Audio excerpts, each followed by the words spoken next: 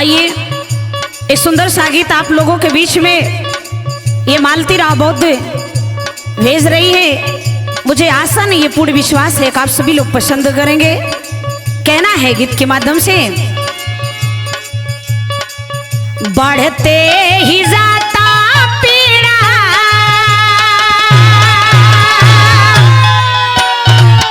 बढ़ते ही जाता पीड़ा, बहुजल भवन में तोह का पुकार ला धरती, अरे तोह का पुकार ला धरती, आवामी सान में तोह का पुकार ला धरती, आवामी सान में तोह का पुकार ला,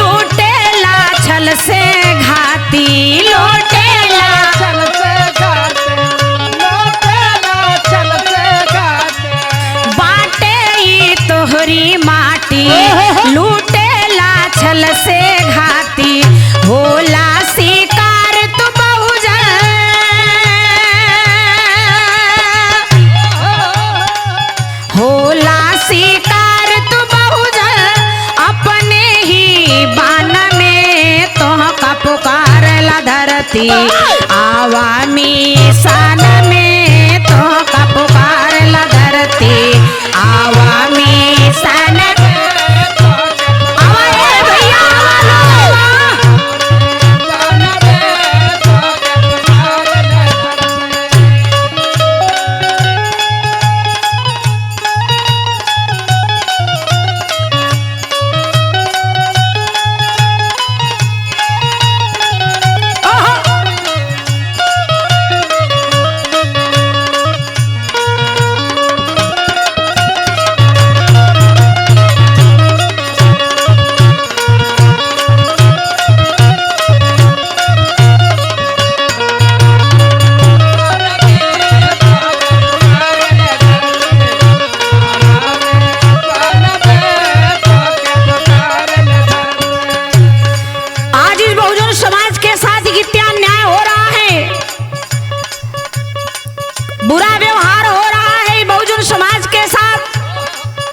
इसलिए आप सभी लोगों से कहना है मेरा,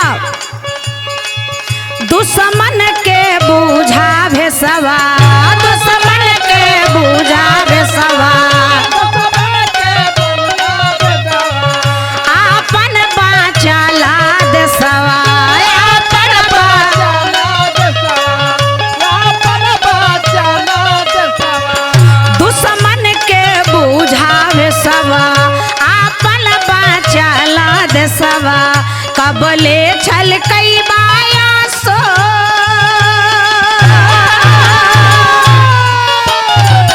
कबले छल कई बाया सो, अपने नायान में तो का पुकार ला धरती, आवामी सान में तो का पुकार ला धरती, आवामी सान में तो का पुकार ला धरती।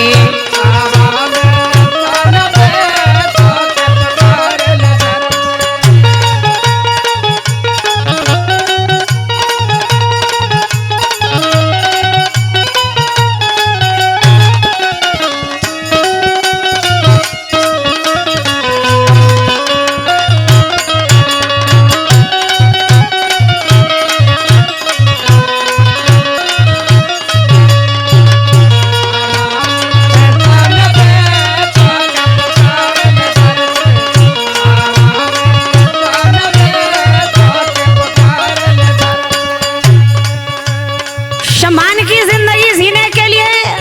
बाबा साहब भीमराव अम्बेडकर साहब ने 2 साल 11 महीने 18 दिन में संविधान को लिख करके हर एक समाज के लोगों को मानवता इंसानियत की जिंदगी जीने का अधिकार दिया। इसलिए कहना है, आंसू बहाने से काम नहीं चलेगा, हक मांगने से नहीं मिलता है, हमें और आपको छीनना पड़ेगा, तब जाकर के हमें हक मिलेगा। इसलिए कहना है,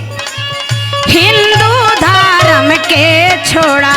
हिंदू धर्म के छोड़ा, बुद्ध से नाता जोड़ा, बुद्ध से नाता जोड़ा, हिंदू धर्म के छोड़ा, बुद्ध से नाता जोड़ा, चौमुख लिया शांति,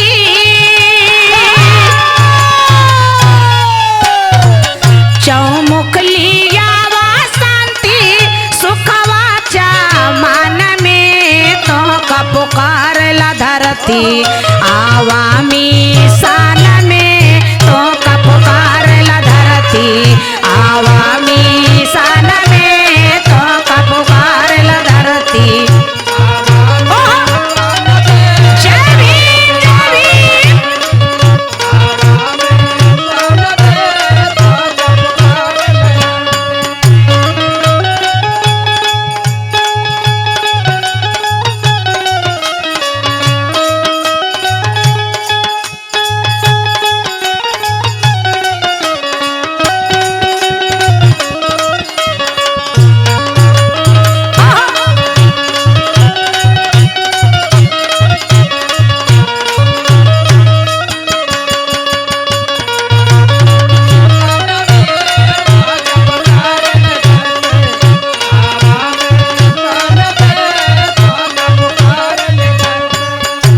इसलिए भगवान गौतम बुद्ध हिंदू धर्म के छोड़ा, बाबा साहब भीमराव अम्बेडकर साहब ने बुद्ध के रास्ते पर चलने का काम किए और हिंदू धर्म को बाबा साहब ने भी त्यागने का काम किया। इसलिए आप सभी लोगों से कहना है, ज्योतिबाय साहू पेरियार, ज्योतिबाय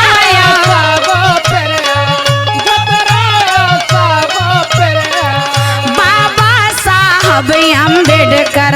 बाबा साहब अम्बेडकर, ज्योतिबाय साहू पेरियर, बाबा साहब अम्बेडकर, तारक लड़ाई लड़ले, तारक लड़ाई लड़ले, हर एक रान में तो का पुकार ला धरती, आवामी